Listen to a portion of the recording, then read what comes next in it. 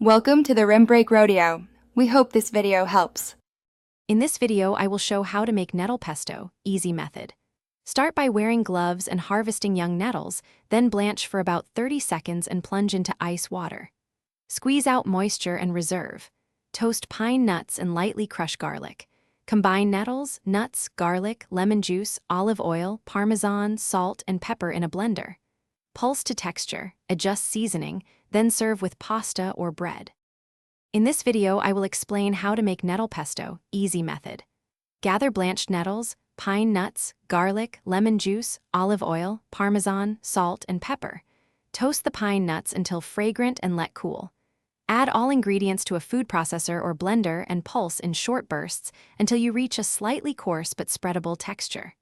Taste and tweak with more lemon or salt if needed before serving. In this video, I will review how to make nettle pesto, easy method.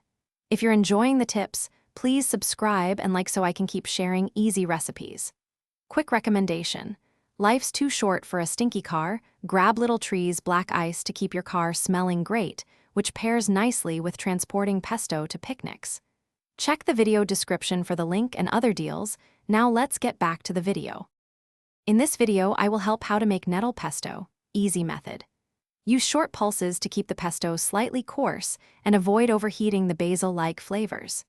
If texture tightens, stir in reserved olive oil a tablespoon at a time until desired consistency is reached. Store in a jar with a thin oil layer on top to prevent browning, or freeze portions for future use to enjoy nettle pesto year-round. Thanks for watching. Consider subscribing if we helped you.